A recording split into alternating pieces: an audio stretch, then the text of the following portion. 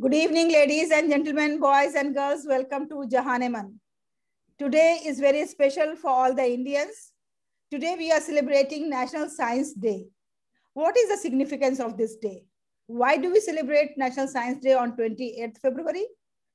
We must know it. And to highlight this aspect of National Science Day, we have an expert, Mrs. Durre Shahwar, who is an educationist and a passionate scientist. I request Mrs. Durre Shahwar to kindly throw some light on the significance of National Science Day.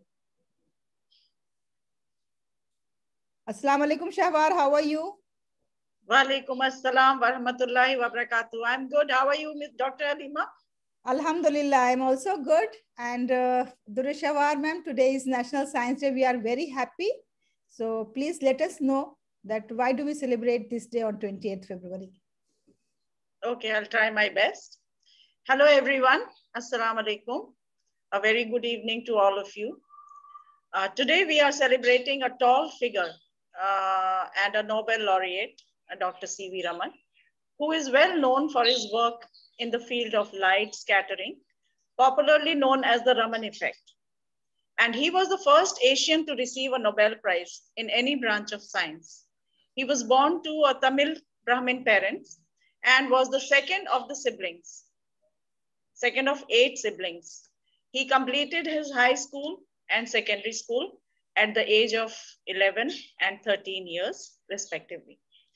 He topped the bachelor's degree with honors and physics and published many papers at a very young age.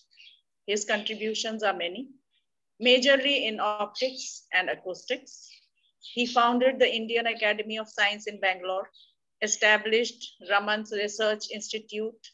He was appointed as a faculty to many institutions and conferred many honorary fellowships, held many important positions during his career.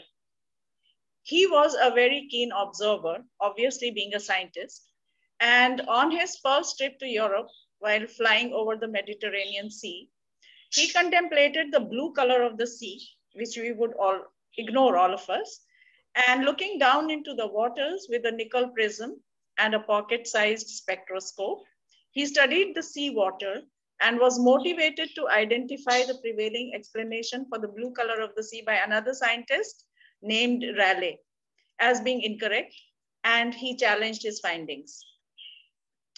By the time he landed, his article, The Color of the Sea, was ready and was published in 1921.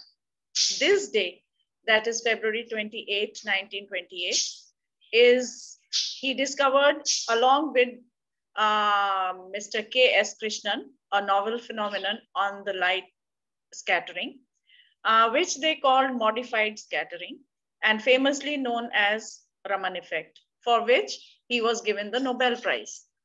He was also awarded the Bharat Ratna, the highest civilian award by the government of India in 1954. To honor this great scientist and to commemorate the discovery of Raman effect, the government of India celebrates this day as the National Science Day every year. And that is why we are here talking about this legend and his contributions in the field of science.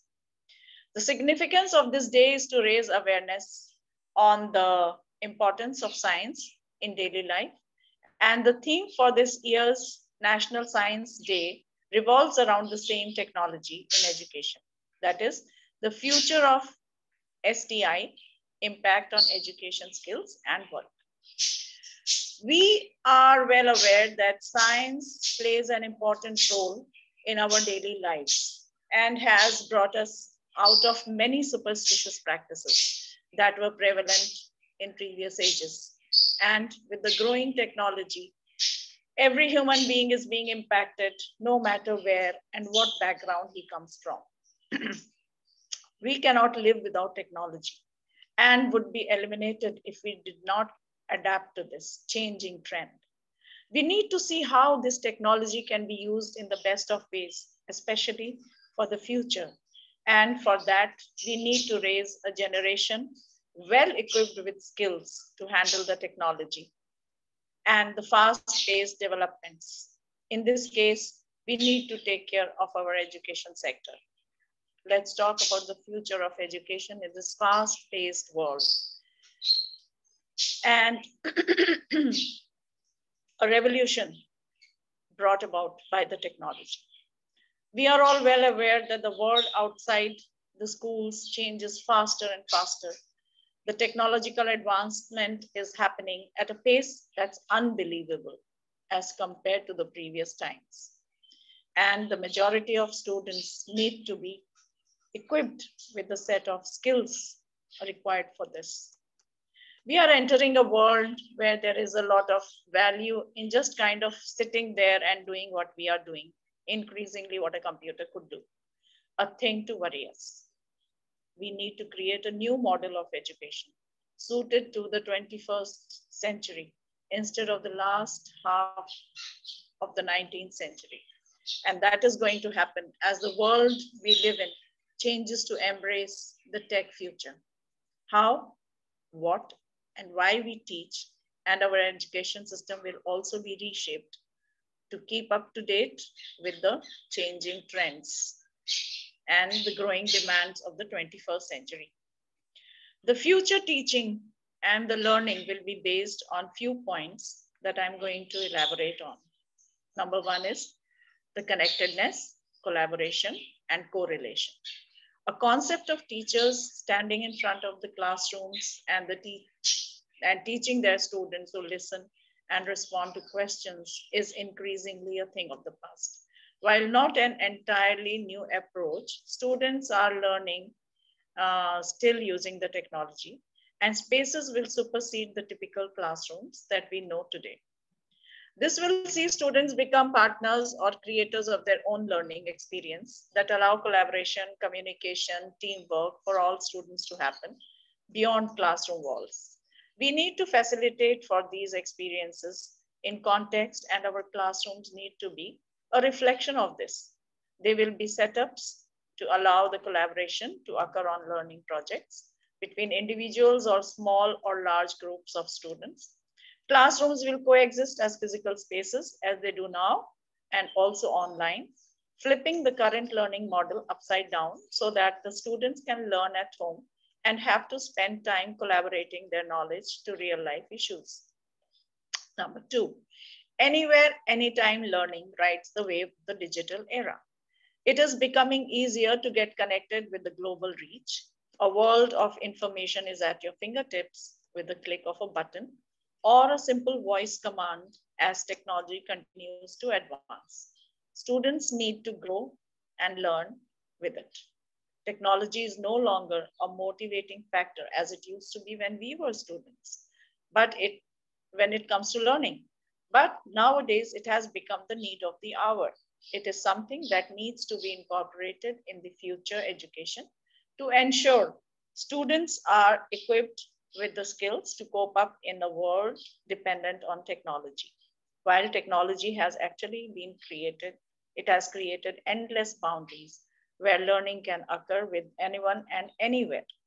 The reality is a classroom can be anywhere, anytime, can be working on projects in virtual contacts with other students from around the world at any given moment. We are already having this happening today in our virtual classes, in our virtual classrooms.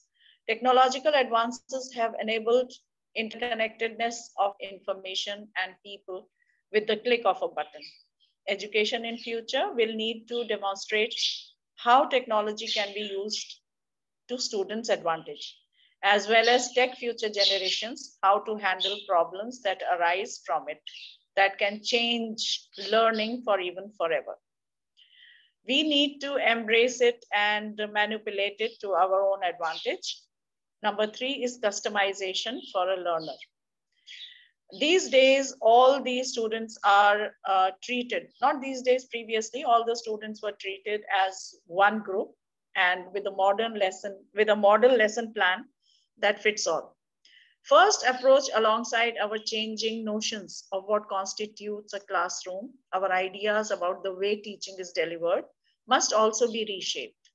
Most professions treat each individual cases differently. For example, a doctor has an individualized program or treatment plan for each patient. Education should be no different. The old model of teaching is now obsolete and has no place in agenda for future education. Teachers will become facilitators of learning, and students will have more control of their own learning journey. In the past, as well as children did the same work regardless of ability or skills, we now know that this contributes to the poor outcomes, obviously with different set of skills and mindset. As a result, teachers will have individualized learning plan with new technology and incorporation of these ideas.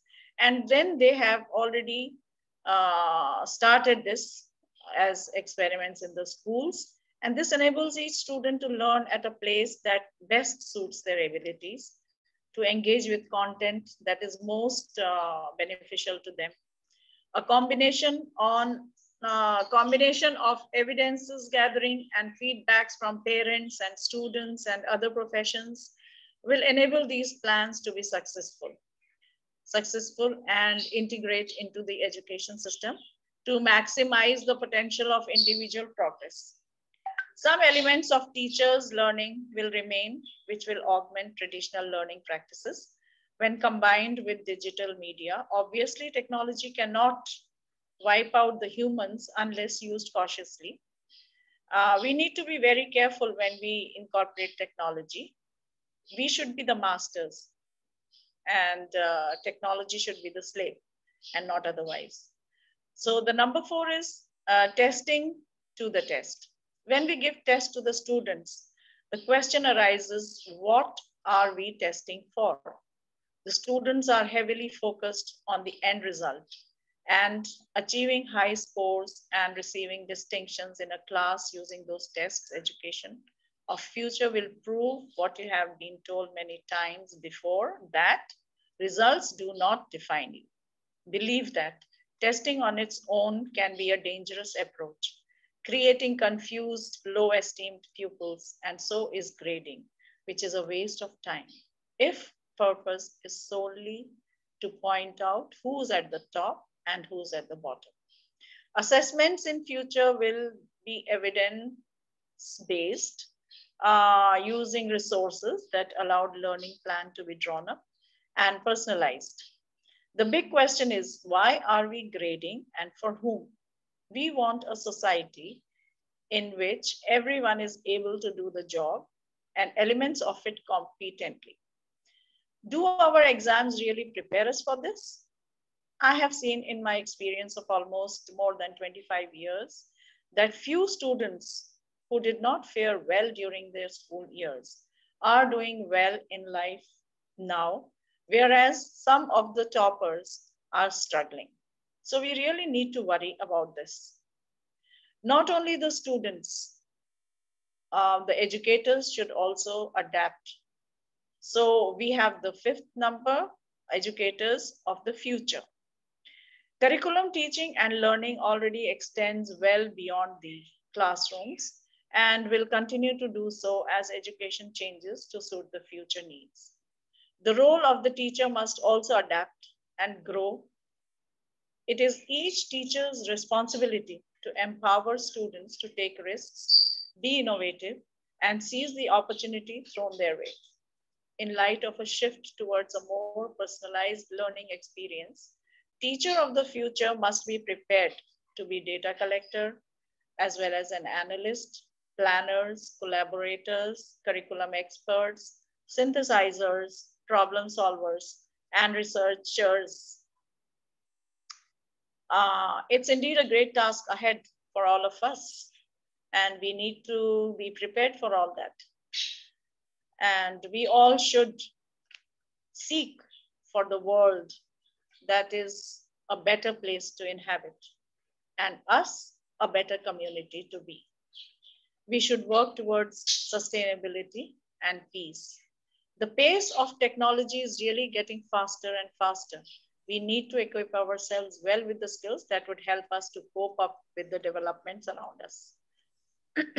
that are taking place at a pace which is much, much faster. We see so many of these discoveries and inventions taking place these days, which took years and years before.